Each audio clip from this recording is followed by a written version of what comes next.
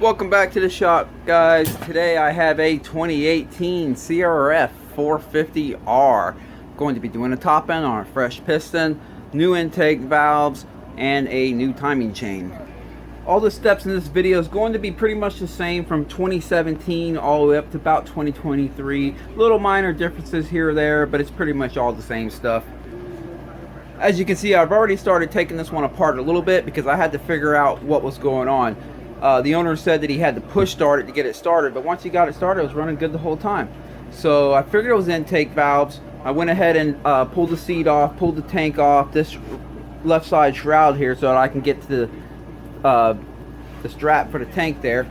And I checked the clearance on the intake valves, and sure enough, I couldn't even get a feeler's gauge in between them, which indicated to me that obviously the intake valves were worn out, needed new ones. We'll talk about that a little bit later in the video, how all that works out. But just to give you an idea, I did already start working on this, and I have already drained the oil because I do know that I will be removing the stator cover to do the timing chain. So let's get started.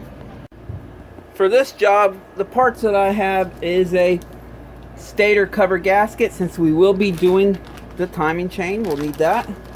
I also have a cylinder base gasket. These are all OEM Honda parts. When it comes to these head gaskets, you definitely want to get OEM stuff. I've had issues with sometimes the aftermarket head gaskets don't seal quite right.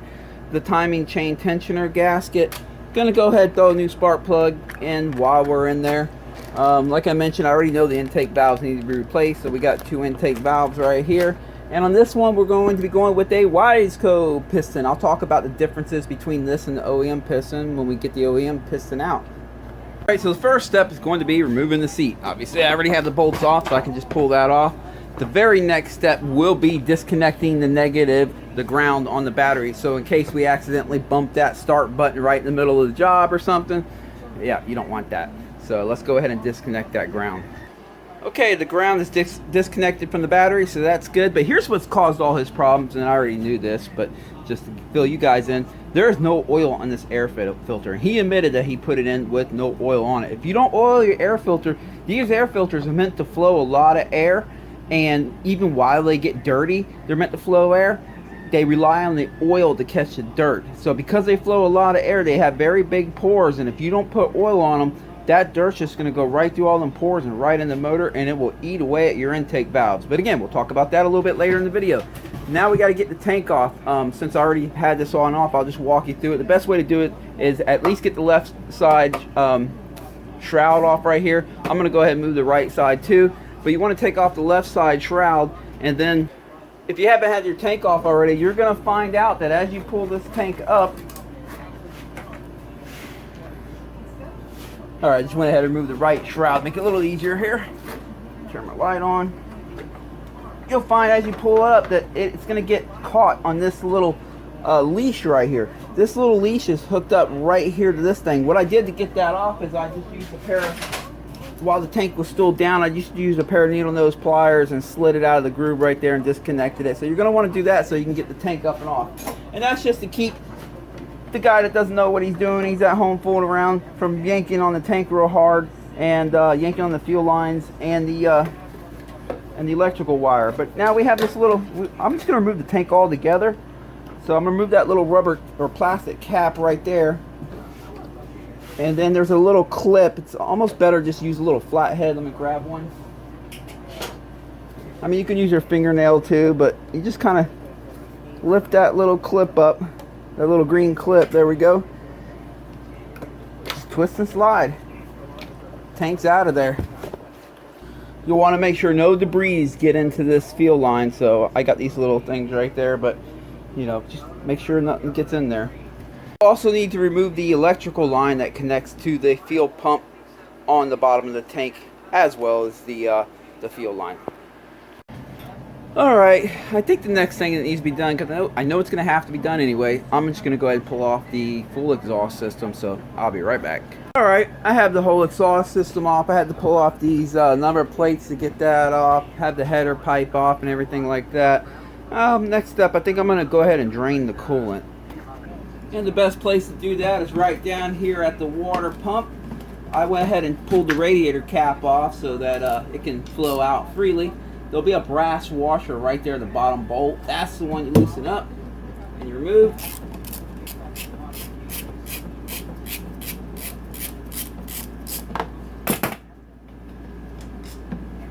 Oh, gotta take the cap off. There we go. Thought I had the cap off, maybe I didn't. She's flowing out now, so let me go ahead and collect that. Okay, the coolant's drained. Now I think I'm gonna go ahead and remove these motor mounts. The one on this side and the one on the other side here. Go ahead and get them out of the way. Got the other side off. Let me just finish taking this side. There we go. And while I'm over here, I might as well go ahead and remove this coolant line. You can take the hose off, but I like to just take the whole boss off. It can be tricky. You got to wiggle at them a little bit. Alright, I got that off. Just kind of tuck it out of the way here. Now I'm going to go back to the other side. Alright, now we'll go ahead and remove the valve cover. If you remember, I mentioned that I already had the valve cover off because I checked the valve clearance. But to get that off, you're going to remove these two Allens that hold the valve cover on right there. Remove this line right here, this hose. Make sure you retain that little clip. Don't lose that. And then you're going to want to pull the spark plug out of the hole, spark plug cap out of the hole here. And then you wiggle the valve cover up and out. It's a tight fit, but you got to play with it for a second and you'll figure it out. You got the cables here kind of getting in your way.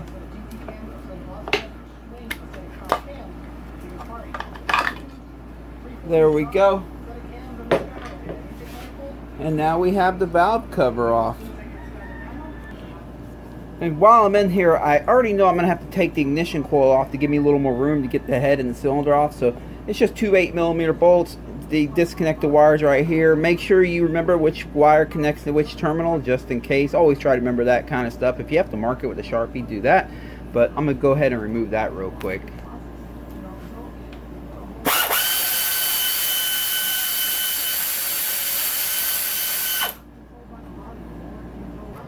Alright, got that unbolted, and I mean, you don't have to disconnect the wires, honestly. You can just leave the wires connected and just put it off to the side. That way you don't have to worry about putting them back in the right place. But typically it has a green right there that connects to the green wire, typically on these Hondas. The green part right there for the green wire. But I'm just going to let that hang. Alright, before I remove the cams, or cam on this motor, I want to remove the cam chain tensioner. I'm going to loosen up the 8mm in the middle. That'll make it easier later on when it's time to put it back on. And then I'm going to take these two 8mm out right here that hold it into place. Okay, got that loose, and slide this right on out of here. And now we'll head up top and take the cam cap off and get the cams out. I'm going to remove the cam cap now. It's 4 10mm right here. And let me go ahead and take them off.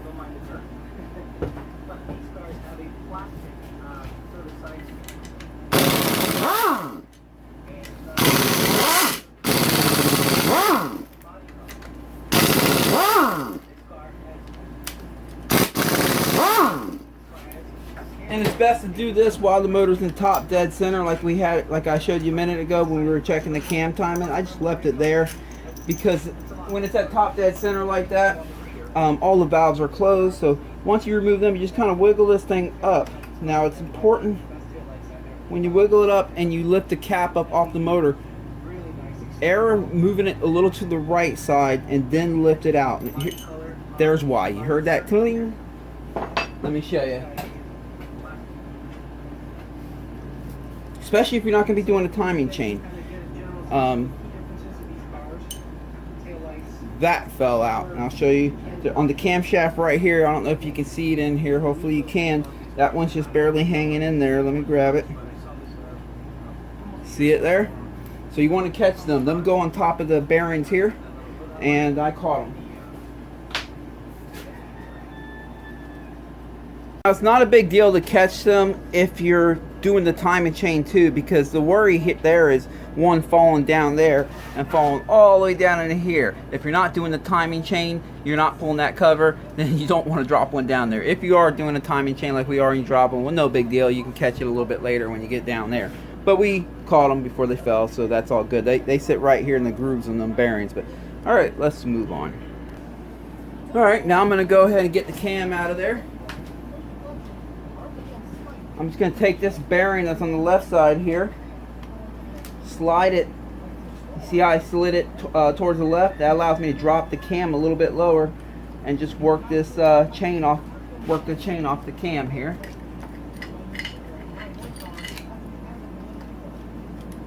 There we go, we got the camshaft. So the cams are out of there. I can tell when it's time to pull this cylinder head off, I can tell already that this is going to hit the radiator. So what I'm going to do is remove the bolts of the radiator. I'm going to leave the hoses connected. I believe even with the hoses connected, I can just shift the radiator forward a little bit and get it out of the way. So let me go ahead and remove the 8mm. I hold that radiator down to the frame.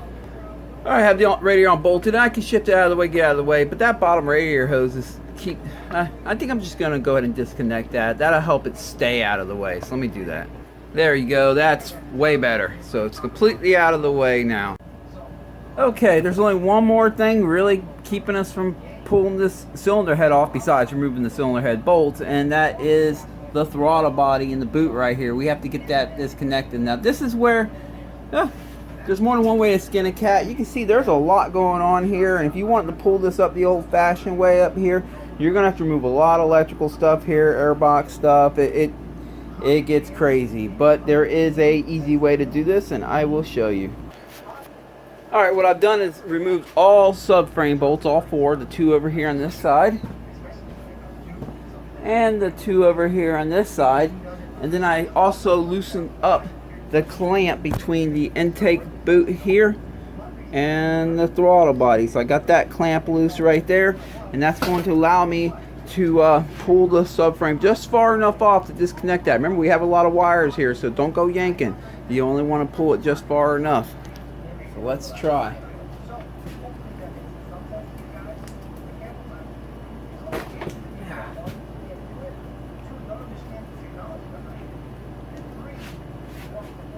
Let me go ahead and remove that coolant sensor right here.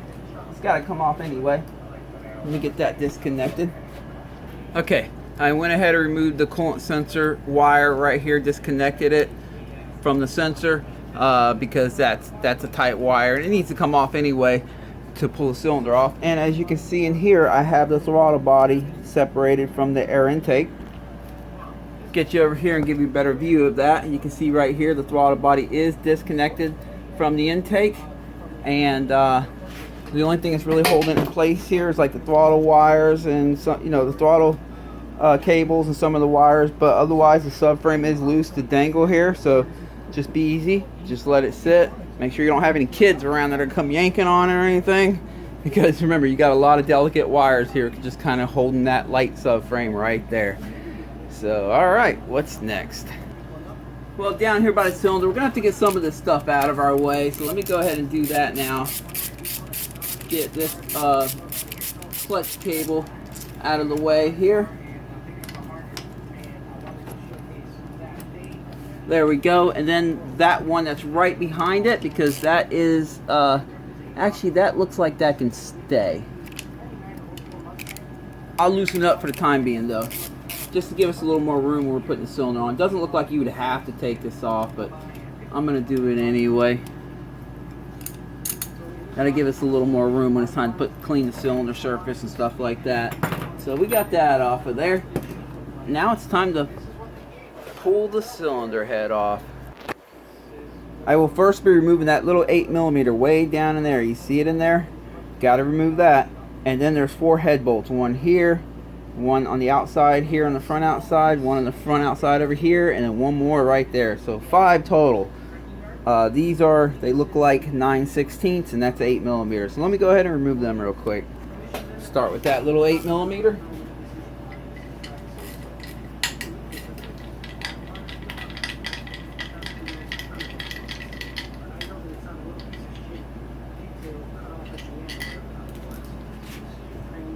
Got that.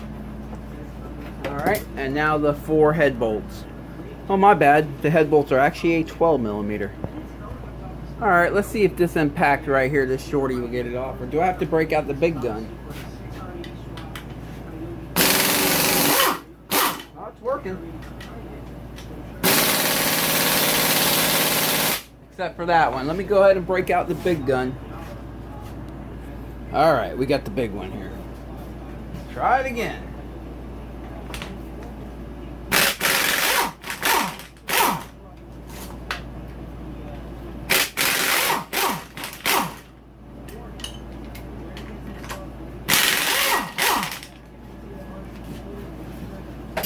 And obviously you could just use a breaker bar or a ratchet to do that, but I have these tools here, so I might as well use them.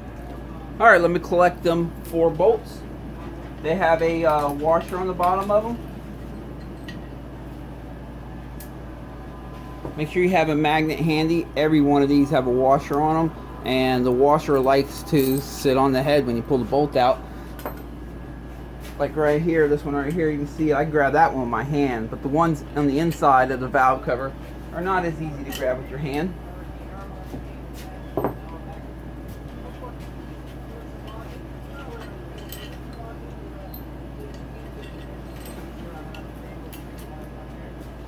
See there, got that one.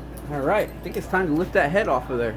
This is pretty straightforward. Just lift it off real gently, get it out of there. Pay attention to the throttle body and the boot. Make sure that that's out of the way far enough, and also up front, make sure it's not bumping anything there. Let's do it.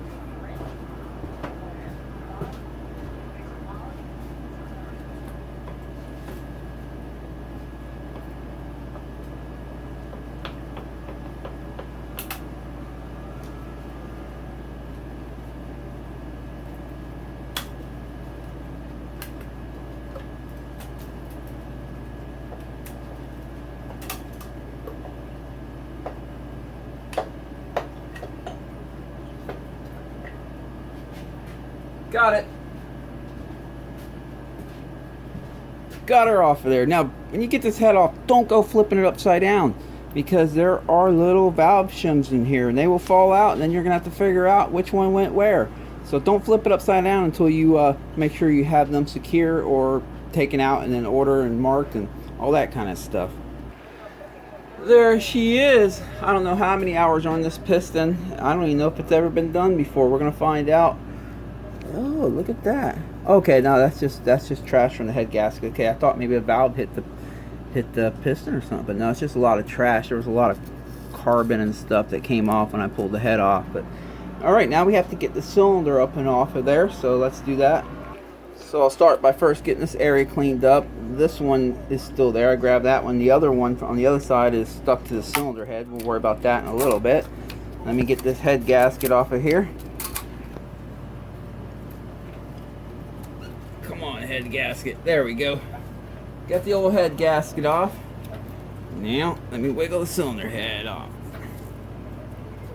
I mean, it's the cylinder off. There we go.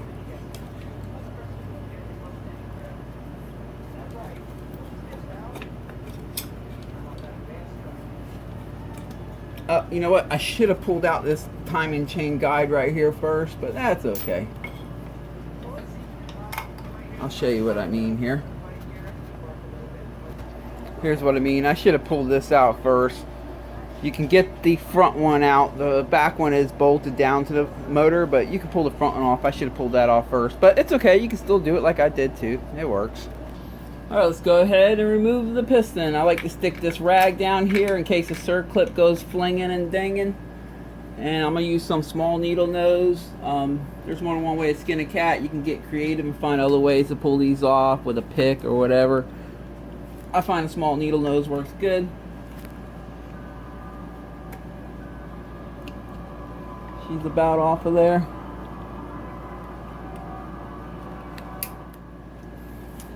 There it is. Like a dentist pulling out teeth. Alright, and I'm going to slide the piston pin on through. If the piston pin doesn't slide out smooth by hand, smooth and easy, it's kind of stuck in there, you can use a punch or whatever and just give it some light love taps. You don't want to hit it hard because you're beating on the rod.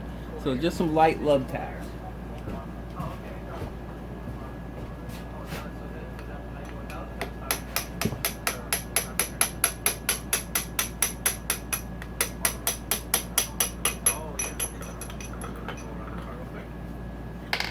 There we go.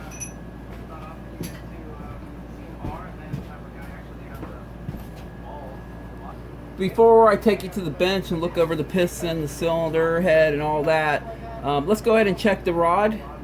What I'm looking for mainly is up and down play. First, I'm going to check the left and right. That kind of gives me an idea of where we're at. And then I'm going to check for up and down. I'm going to get in the middle of the left and right. So you kind of wiggle left and right, find the middle point of the two, and then pull up and down. See if you got any up and down.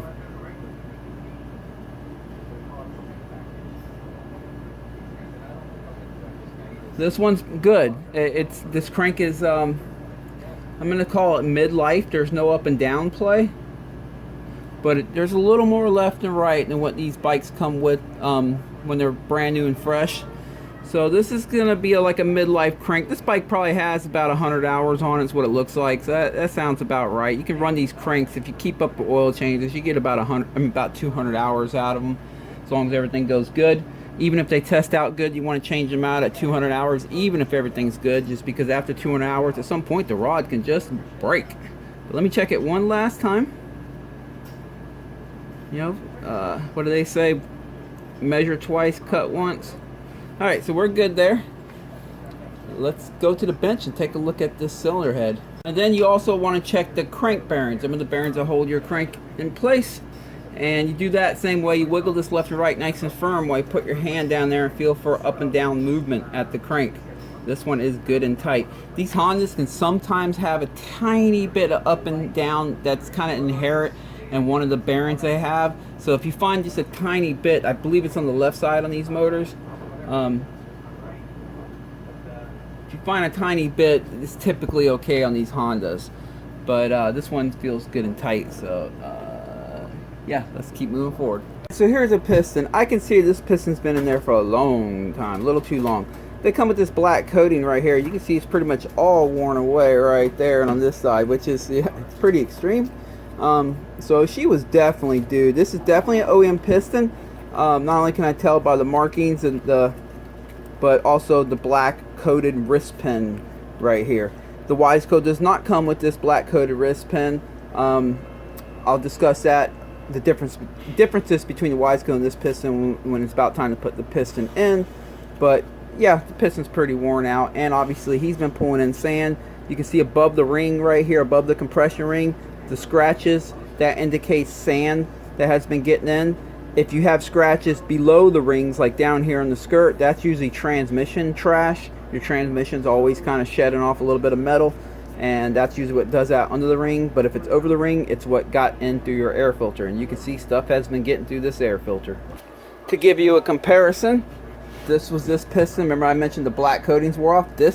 See that? This was running my YZ450 for 60 hours, a full 60-hour piston. You can see it's only barely wearing off right here on the corner, and maybe on the very tips, but very little wear. Your pistons should come out pretty healthy, because otherwise you've been running around with a worn out piston. You don't want to do that if you're on the track jumping big jumps. You want to keep your bike good and healthy so that you don't have any issues while you're on the track heading towards the jump. That's the plan. Alright, the cylinder head. I'm going to go ahead and remove all the shims now, get that out of the way. So I'll just take these finger followers, flip them over, and I'm going to lay them out right here in an order that they come out, with the intake closest to me, as if I was sitting on the bike riding. I'll pull these rocker arms up right here for the exhaust side, and I'm just taking these out mainly. Well, not only do I have to change out the intake valves, but also because I'm going to be flipping this head over. I don't want these things falling out and going everywhere. Alright, before I take the head and clean it, let me just take a peek, see what we got going on. Oh, let me get that other one out. So now I have both of these. Also, let me go to the motor and get the two for the cylinder base. Let me get them off of there too, because I'm going to have to clean that. Make sure you don't drop these in the hole. And when you're pulling the cylinder off, be careful. Sometimes these can fall in there. You might have to go fetch them. So you're gonna need a magnet. All right, so this is cylinder head. You know, looks like a cylinder head. Everything's good. We'll clean that surface up in a little bit. I'm gonna go ahead and take the head outside, spray the whole thing with WD-40, and then blow it off with the high pressure air from my air compressor. I like to typically use this little thing right here shoots really high air pressure and it'll clean it off real good. So let me go get her clean. Alright, the cylinder head's all cleaned up. I went ahead and put the cams back in and the valve shims for the intake valves, as well as the cam cap, just to show you this is the smallest feeler gauge in this whole little kit here, and I can't even fit that between the finger follower and the camshaft. So that indicates to me that these intake cams got too tight. So let's talk about that for a minute. Some people think, well, just adjust the camshafts, right? I mean, just the intake valves. And I've seen it for myself. There are shops out there that you will take your bike like this and they will just adjust your intake cams. Your bike will start back up again. You'll think everything's good.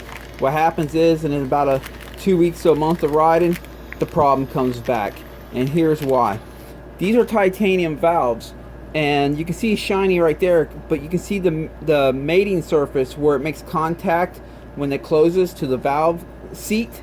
There's a coating, that brown that you see right there, that's the coating. And they also put the coating right here on the valve stem.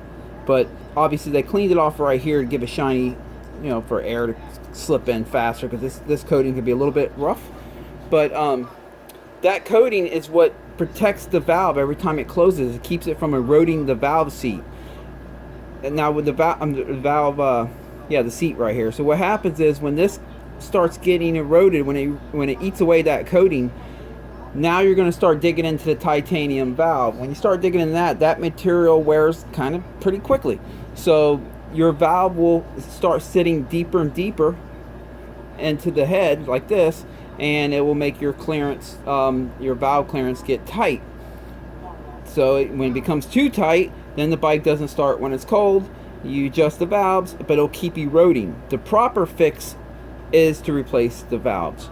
What causes that coating to wear is sand getting in. As you've seen a minute ago, I showed you the air filter where sand was getting through. If you don't ever get sand through, if you keep good care of your air filters, to clean them, keep them well oiled, these valves will last for a long time. I mean, I still suggest replacing them at 200 hours, no matter what, no matter how good they check out. But trust me, at 200 hours, they should look as good as new. So let's go ahead and pull these out, and let's go ahead and change them out. I'll go ahead and pull this up and off of there. Remove the valve shims again. Now the cool part is, typically when you put new valves in, if the valves have never been adjusted on a bike and you put new valves in, typically they're going to fall right into spec with the same valve shims, like as if it was a brand new bike. I hope that's the case this time. If we have to adjust them, we will. But let me go ahead and get my stuff together so we can pull these valves out. It's really easy. Alright, you can buy from Rocky Mountain or any of your parts and tool suppliers a spring compressor to remove the valve springs. Or you can do what I'm doing right here. I'm just using a big C-clamp, and I took a socket. I put this together years ago and it worked so good, I just never went and bought the tool. I just always rely on this ever since. You know, I've been doing this since like 03, since I first started working on these 4-strokes, and it's got me by every time. So let me go ahead and set this up here. Alright, I'm actually going to use the other one with the flat end right here. The first one I showed you had the ball end, but because the bottom of these valves are flat, if they're concave, then I like to use the one with the ball end, but if it's flat, I'll just use this one. Alright, so if you never replaced one of these valves before, I'm going to try to walk you through it. There's some retainers in there that we have to get out, but to do that we have to compress this outer cup down the valve. So that's what this is for, and that's why I have it cut out like that. If you buy a spring compressor, it'll already come with all this stuff. Let me move that finger follower out of the way. And again, you'll need a magnet. So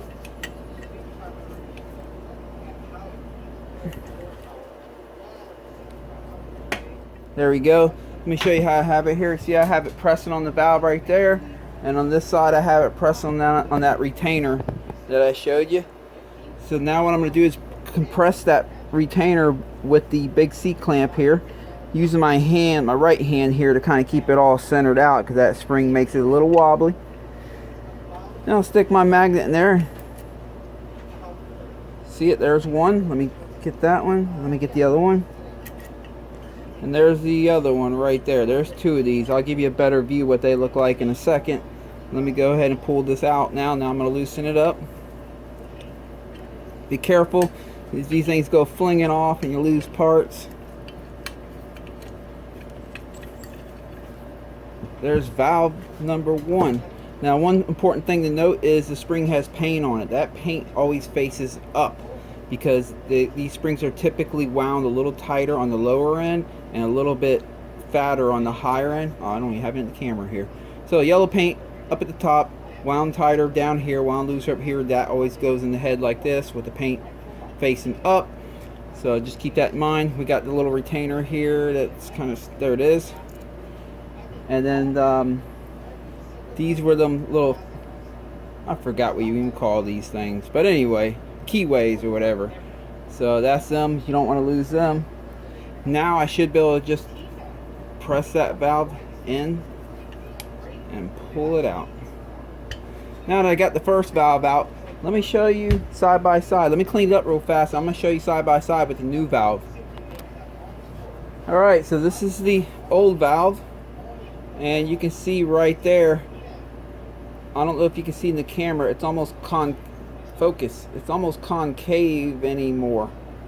The where it makes contact with the valve seat, where this one is nice and flat. So let me see, get you in the light here. I don't know if you can see that or not, but that's where it worn in, and you can see that it's worn past the coating. It's got a silver color, kind of like right up here where there's no coating. Once they wear past that brownish color, goldish brown color coating, they're pretty much trash. You can adjust it, but it's just going to keep moving. It's just going to keep sinking in more and more in the head. Doesn't seem to hurt the valve seats. It just seems to only hurt the valve itself. So before we put the new valve in, what I'm going to do is clean this valve seat real good. Typically, you don't have to use any lapping compound as long as the valve seat is in good shape. So what I'm going to do is I'm going to wipe it up, and then I like to take a little bit of steel wool, very mild, and run it around it as well. That just gets rid of any of the carbon that might be sitting there, because when we put these new valve seats in, I expect them to seal right off the top. Let me spray that with WD-40, then I'm going to go blow that out, make sure I get all them little pieces of steel wool out of there. Okay, I got that valve seat all cleaned up. Let me go ahead and wipe around it one more time with a rag, just in case any piece of dust, because trust me, any piece of dust or sand that sits on that, and you're not going to get a good valve seal, at least initially. Yeah, once it's running, it'll blow it out of the way. But here's the problem. We're going to be checking valve clearance, and I want to make sure this is sealed. So I'm going to check after I put the valve in by putting water into the port and see if the valve seals. And if it does, we're good. There we go. The valve seal right up here, you know, the valve guide seal, it feels in good shape. When I slid that valve in, there was pressure before it came in. These are still good, so we're just going to reuse them. No sense in replacing them if they're still in good shape. All right, we got that in. Now we have to put the spring back on. If it doesn't seal, then you can use lapping compound, but I'll explain that after we get this thing back on. You're going to need grease and a flathead that preferably has some magnetic properties, so you can see. So yeah, a flathead that preferably has some magnetic properties, although the grease will do a good job of helping it hold on too. All right, yeah, where were we? Okay, here we go.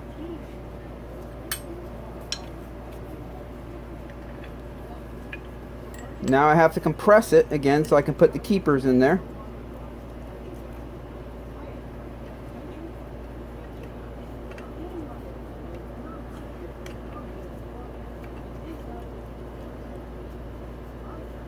There we go. Like I said, I'm using my right hand here to kind of hold it centered. It wants to wobble around and stuff, you know, so I just hold it centered with my right hand. Now this time I'm going to compress it all the way to the bottom. Basically I'm going to fully compress the spring. And the reason I do that is because once you fully compress the spring, it actually holds it tightly in place, so I don't have to worry about it flinging off as I put these keepers back on. Okay, if you can see in here, there's the top of the valve where the keepers are going to rest. I have just that little window there due to the cutout of that socket to get them keepers on. I'm going to take my magnetic flathead, or let me get it in the camera here. I'm going to go ahead and put some grease on that. And that helps to make sure that this thing stays put. I'm going to put some grease on this keeper and then stick it on the flathead. Now, if you look at the bottom of this, you see it has that little ridge right there? That little ridge is supposed to be on top. You see it up in there? That's supposed to be on top of the valve, or top, you know, facing upward. That's, yeah, there we go. Okay, I got that one on there. And the grease that I put on it will hold it on. Now I'm going to spin it around to the back side so I can put the other one on. Kind of, you know, spin a little bit, press it back down, spin a little bit, press. But again, the grease will hold it on. Alright, let's get the other one. Put some more grease on here. Yeah.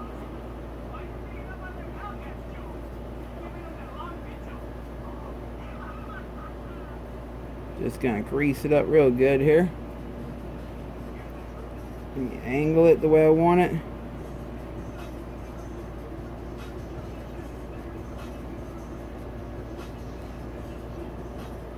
Make sure they're pressed in nice and tight against the valve. Okay. Now I should just be able to loosen this up. Again, keeping it centered with your hand. If you don't keep it centered, it might knock one of them keepers out of the little groove, and then you'll have to try again. But this worked out good. We got this one right. There it is. Let me blow it out so I can give you a better visual. There it is. Oh, the rocker arm came off. Pop that back in its place. There it is. But here's a real test. Is that valve going to hold water? So let's see. The new valve is on that side. Take some Zephyr Hills water here. Let me zoom back out for you. I'm just going to fill that side of the port up with water and watch it on this end. I don't see any water leaking out. So she's sealed up perfectly. She's going to be fine. After you do that, if you use water, it's best to spray some WD-40 in there and blow it out so you don't end up rusting things. You just want to get the water out of there. So I just got one of the valves done. Still need to do the other one, and I'll do that off camera to save you time. It's the same steps as the first one I did. Same thing. It's just the other side. But I will speak for a minute on what if water came running out of the valve. What if when I put water in the intake right here and water just started dripping out? What do I do then? First thing I would do is pull the valve back out, clean the surface, make sure there just wasn't any trash on there or anything like that. Double check that the valve seat is in good shape. I mean, I checked the first time and there was no dents in it, scratches or dings or whatever, so I knew it was good. But just double check if it didn't seal, man. Double check. If everything looks good, you can't really find anything wrong.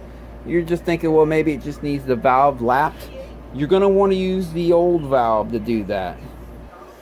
Make this real quick, just some quick instructions. You use valve grinding compound, valve lapping compound, whatever the heck you want to call this stuff up. It's gritty paste is what it is. And you take the old valve. You do not want to do it on the new valve because you'll wear that coating off. You don't want to wear that coating off. So use the old valve that's already had the coating worn off.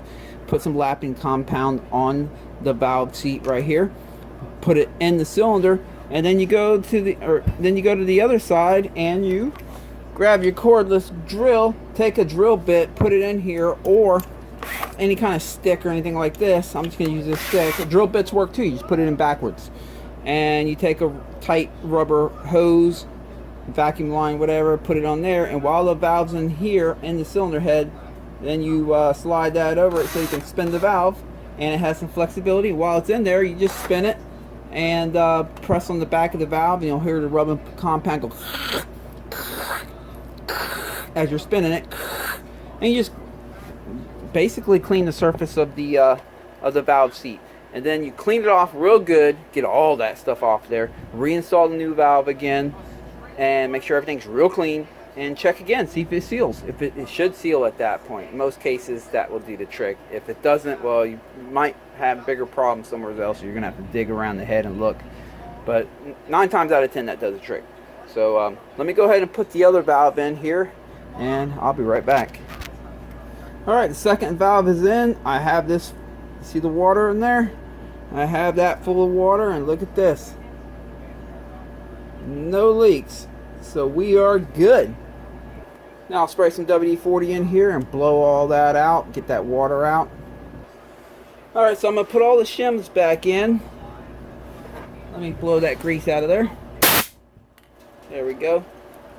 I'm going to put all the shims back in, same valves they went on top, and also the same position. You can see that side right there was pressing on the valve. You can see right here, and then this side is on the top where the finger follower is. I'm gonna put them back in the exact same way. Exhaust too, and then we're gonna check the valve clearance. It's just easier to do it while it's off the bike. You can adjust them while it's off the bike, and bolt the head down.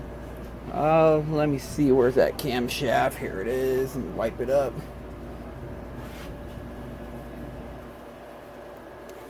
Now I'm not going to use these yet. I'll put them on when I go to put the cam in the final time.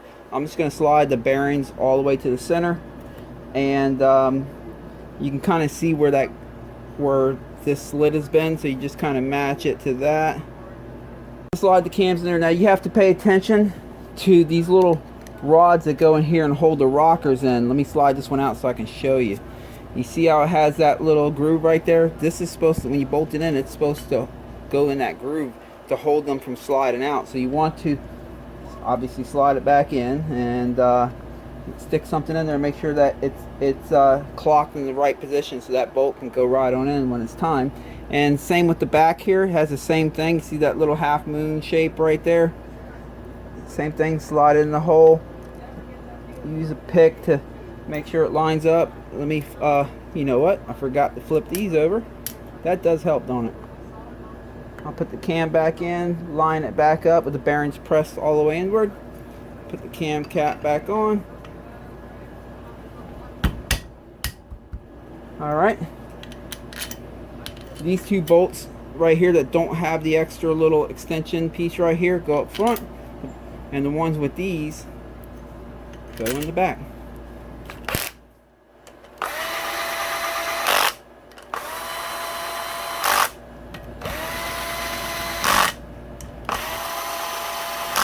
You don't have to have them real tight, just snug them down a little bit.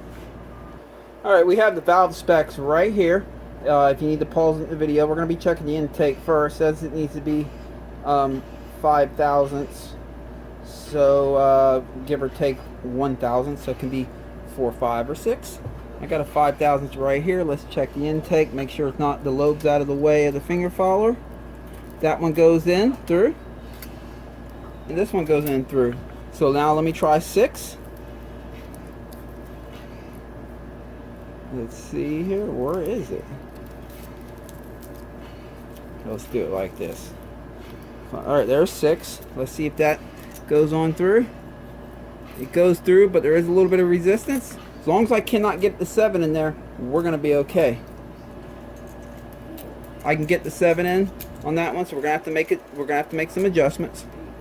And I can get in on that one, so we're gonna have to make some adjustments. Typically we don't have to, but let me go and check the exhaust real quick. The exhaust is supposed to be 11 thousandths, give or take 1.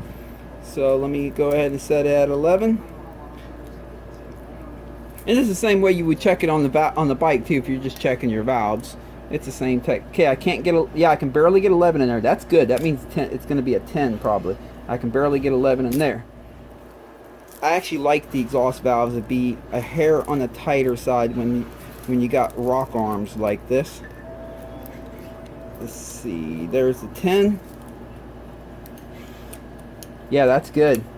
That's good. Just a tight, just a small amount of friction, but that's good. Again, I like these on the tighter side. So at that point 9 should be nice and easy. Let's see here. Yep, 9, there's no friction. So yeah, it's basically a 10. That's good. It's a little bit on the tighter side, but we do have to make adjustments to the intake side. They're going to need to be a hair bit tighter. So let me go ahead and remove this off, and we'll make adjustments.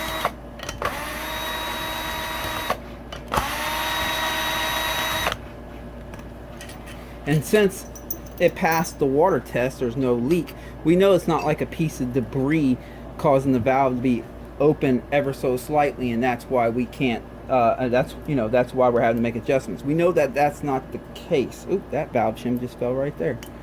All right, let me get my valve shim kit and make some adjustments using my hot cams valve shim kit here. Pop this one out. Let's measure it first. Let me zero this out. There we go. I'm putting on metric. Zero it out. Let's see what it measures. About 1.92 millimeters. Let's see what we got in here. We need a little bit fatter one. So 1.92. Let's go ahead and try a 2.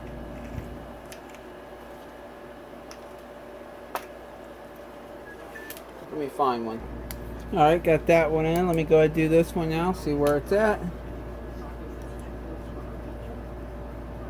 Same thing, 193. Let me find a bigger one.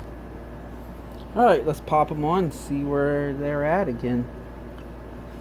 Same steps as last time.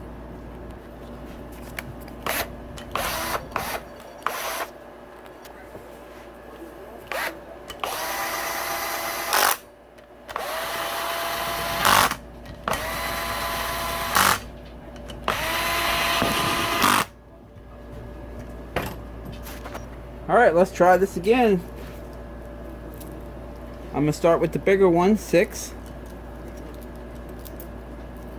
I can barely get the 6 in this one. Let's try the other one here.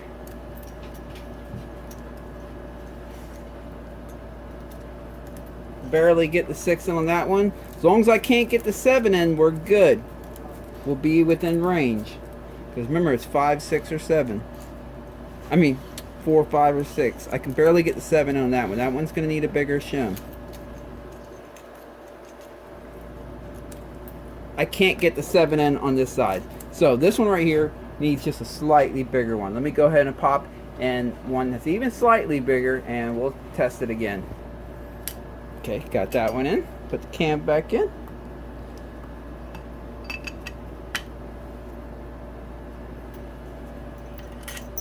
I think that's going to do the trick. Well, let's find out.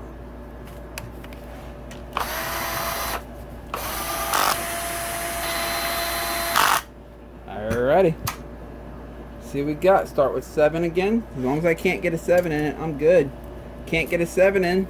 Let's see if I can get the 6 in. This is a bird's nest. There's a 6.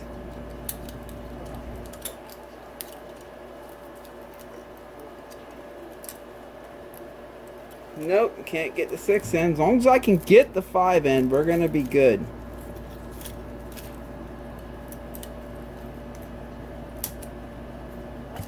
Can't get the 5 in, so I'm gonna have to go somewhere in the middle of them too. That's why they give you a range, because one valve shim can sometimes be a little bit too tight, the other size can sometimes be a little too loose. So that's why they kind of give you a range. So let me go ahead and see if I can find one somewhere right in the middle and get that one on. Trying it again. Lucky me, I found one right in the middle. That's the beauty of having one of these. Instead of going by what the shim says that's written on it, the size it is, it's better to measure them.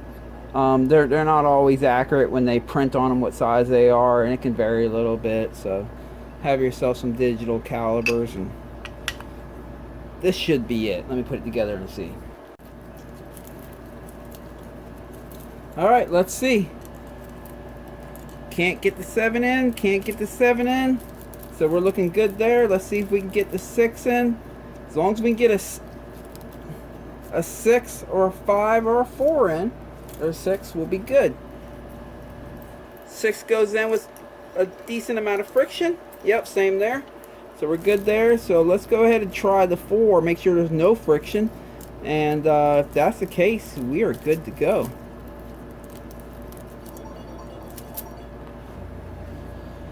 So let's see, here's, oh wait, that's right, 4.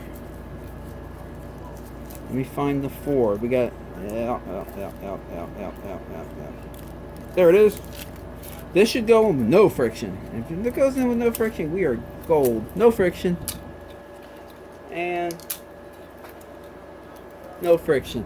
There we go. Valves are adjusted. So while I still have the cam cap on and the cams in there, that's going to hold the valve shims in place so I can flip this thing upside down and clean this surface off. Now, I like to get the gasket material off using a brand new box cutter blade. To make sure it's brand new, it needs to be a nice clean sharp edge so you don't scratch the surface. And you just lay it down sideways like this and just scrape along. All we're looking to do is remove that black gasket material. We're not trying to make this surface look brand new. We're just trying to make it nice and smooth so it seals up, because you're still going to see that little line right there where the head gasket was sealing. That's okay, it can be seen but it can't be felt. It's going to seal again. I've seen people before like to get sandpaper on these things and make a perfectly new looking surface, but you don't want to do that. You can actually cause more damage than good. If you just use a brand new box cutter like I'm doing right here, you'll pull off all that old gasket material easy breezy. There we go. Oh, the cylinder. Alright. We're going to do the same thing with the cylinder, but I need to check the cylinder. Make sure it's in... Uh-oh. I already see it. See that white line right there?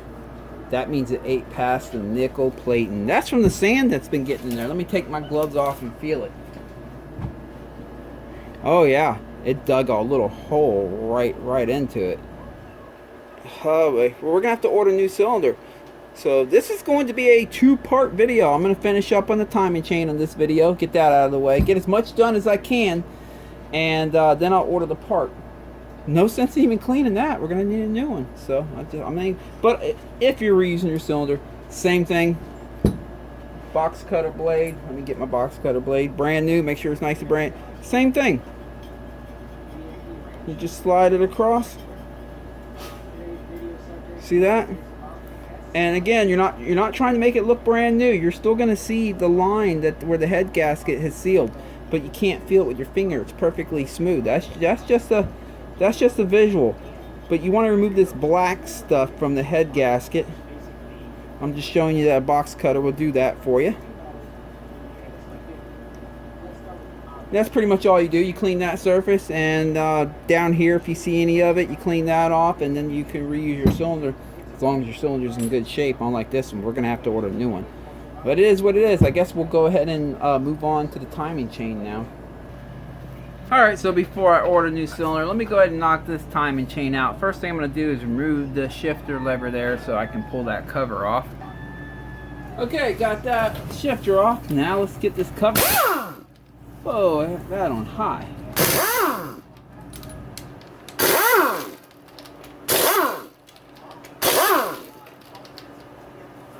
Let's see if this goes through. Yep, gotta take that one out too. There we go.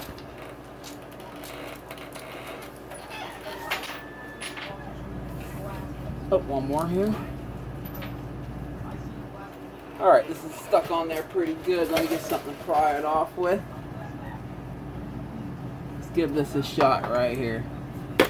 There we, oh man, I thought I drained the oil. I swore I did. Let me get something to catch that. Alright, I did drain the oil, but I guess there was some oil still hiding over here. Alright, I'm just going to set this off to the side right here for now. Just kind of set it there and leave the wire connected. There's no sense in disconnecting it. And let's get you over here. Alright, both the pins stuck right here. So we'll worry about cleaning this gasket material up and stuff after we replace the timing chain. We got to get the flywheel off. You'll need a flywheel puller for that. Alright, I'm going to hold the flywheel. It's best, or it's easiest to get that off of the impact, honestly. If you don't have an impact and you have to get it off, man, you're probably going to have to pull the clutch cover off, the whole clutch off on the other side, clutch cover, and take a piece of aluminum to wedge it in between the main crank gear and the gear for the clutch. You can buy little special gear locks from from Motion Pro, but it's easiest if you have impact. If you're working on these, you might as well, even a battery power impact is going to be good enough. This is the flywheel puller right here. You can pick these up. This is a Motion Pro one. You can see the size right there. You can pick these up on eBay, Fleabay, Rocky Mountains, where I got this one from, I believe. And let's see. Hold on, let me screw this on a little bit more. That just protects the end of the crank there. So you want to make sure you have that on there.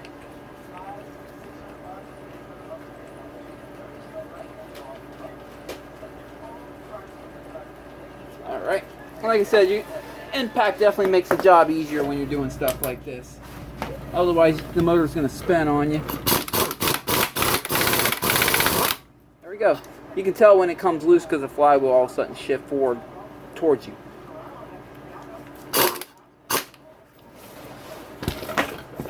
So yeah, if you're going to be working on your dirt bike a lot, you're definitely going to want to impact. It makes a lot of things easier, like even change out your front sprocket. But it's real important to be familiar with your impact when it's time to tighten these bolts up. And I'll show you what I mean when we go to put it back together. It's easy to over tighten stuff and strip it out. So, you know, if you're new to impacts, just play with your impact a little bit and get familiar with it. Alright, here we go. We got that off. I'll clean that up in a minute.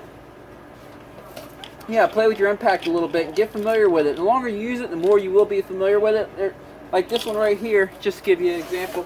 This one here has 3 different torque settings, so I can put it on different settings when I go to crank it down to tighten it up to different levels. Okay, I'm going to hang the chain over here. I have to remove that 8mm right there. So when I go to tighten up that flywheel nut in a little bit, I'm probably going to rest on setting number 2. I know this impact. I know about how much torque it puts out at setting number 2. I'm going to take this completely off for now because we'll be using Loctite when it's time to put it together. Look how dirty his motor oil is. He wasn't keeping up with his oil changes very well, it looks like. Alright. There we go. We got the old chain off. Let me go get the new one. Brand new Honda timing chain.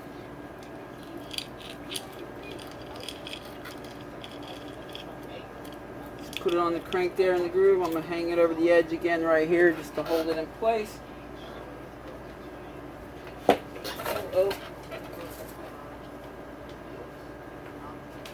Okay, and then the little locking piece right here. I'm going to put a dab of Loctite on it. Dab will do. And you want to use the red stuff. I prefer the red stuff. It guarantees that it's going to stay in. Don't need anything coming loose while you're out riding. Some people say, well, don't use the red stuff because you'll never be able to get it back off. That's not true. That only happens when people, in my experience, when people overdo it. When they saturate it, like completely, maybe. Then it can get stuck. But as long as you just put a dab, tighten it. I tighten that by hand. You don't want to strip it out. That's pretty easy to strip out. So, yeah. I'm just going to take some time and wipe this clean, because what happens is little shreds of metal dust this is magnetic. Metal dust just sticks to it after a while. So I'm going to clean this up. Okay, got it all cleaned up, and you got the locating pin right there, the keyway, and you got the cutout right there for the keyway. So I'm going to line that up, wiggle it on there, make sure it's on the keyway properly. And again, Loctite, red Loctite on the threads. A dab will do. That's all you got to do. You don't have to saturate the whole thing and load it up. Just a little bit, right across the top of the threads is all it. Straight line, just a thin straight line across the top of the threads. It will do the trick. And you'll be able to get it back off, no problem in the future. when you need to. Alright, and just like I pulled it off, I'll put it back on the same way with the impact. What I'll do on this impact that I'm familiar with, I'll start on setting number 1, the light setting, and I'll bottom it out. Let me clean this socket real quick. There we go. And I'll bottom it out to that. Okay, that's setting number 1. It's a pretty light setting. So let me put it on setting number 2 and give it a couple quick wraps and just seat it down pretty good. Again, you want to hold the flywheel so the motor doesn't spin. And there we go. That's it. She's on there. Now I'll just take these pins, these dowel pins out, because we're going to put the new gasket on. Pull this old raunchy gasket off of here. Let me set this up here. Alright, let me wipe the surface up and get it cleaned up. Okay, I got that all cleaned up. One of the things I look for while I have the stator cover off is the pickup right here. Let me get something to point with here. Alright, the pickup, this piece right here, you see, it's magnetic. See how that's stuck to it? And that can also collect transmission metal dust as your transmission is constantly shredding off a little bit of dust, clutch plate dust too. So you just want to make sure that's clean. I typically will take a rag and wipe it up, which I'm about to do. I mean, this one's clean, but I'm still going to wipe it up. And I cleaned both the mating surfaces for that, so I'm going to install a new gasket here shortly. Okay, everything's cleaned up. Let me install these dowel pins in the holes they belong in. There we go. And set the gasket down. Which way does this go? Goes that way. This is a steel shim gasket with a rubber coating, so it likes to stick onto that flywheel if it gets close to it. Alright, got that position. Again, let me, now I can drop the chain in here gently. There we go. And slide this on.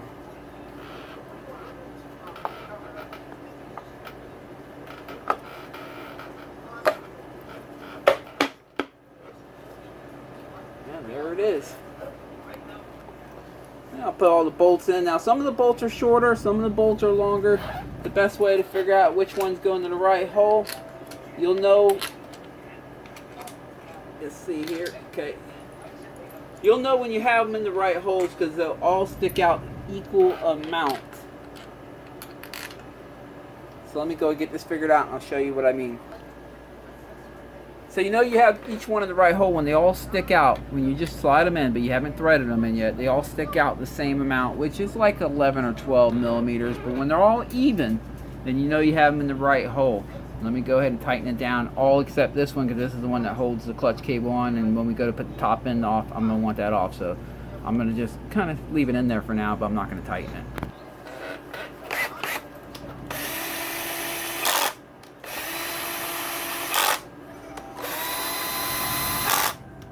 I use this cordless drill here to do all the twisting work for me. Yeah, I could use the impact, but the impact's going to strip these little suckers out no matter how light of a setting I set it to. So I use this cordless drill because it has a drag set on it, so it won't strip it out. And then after I seat them down, then I'll just torque them by hand. Be careful, you can strip these out if you put them in too tight. You just want to snug them down pretty good. And that should be good enough. They are easy to strip out, these little 8 millimeters, so just keep that in mind. I think that's it right there. What I do is I choke up on the ratchet here when I go to tighten them, and that kind of keeps me from over tightening them like a gorilla. There we go. Well guys, this is where the fun stops in this video. Have to order a cylinder, get a brand new cylinder in, and there'll be a part 2. So check down in the description if there'll be a link to part 2. If part 2 is not ready yet, it will say coming soon. But if it's already uploaded, there'll be a link to part 2 down there. So stay tuned. I'm going to get the cylinder ordered up, and we're going to finish putting this thing together. I got to get this air box cleaned out. Look at all the dirt that got in there. So I'm going to take care of that too. I mean, that's why his intake valves were out. And, well, we'll fix her up. So stay tuned for part 2. It'll come sometime next week. And this week I'm going to be riding at Days City, MX Sunday extended track, I'll be taking out the YZ125. My brother actually has a brand new 2023 YZ125 he's going to be bringing out. I already did the head mod to that one and polished the exhaust port, so it's going to be interesting to see how that one comes out. And eventually I'll be getting one of the newer ones myself and try to figure them out. But yeah, stay tuned for that down the road. So, and also stay tuned for part 2 in this video. If you like this kind of stuff, you enjoy this kind of stuff, please click subscribe. And as always, I appreciate all my subscribers out there. I hope you guys have a great weekend of riding. Maybe I'll see you out there. Catch you next time.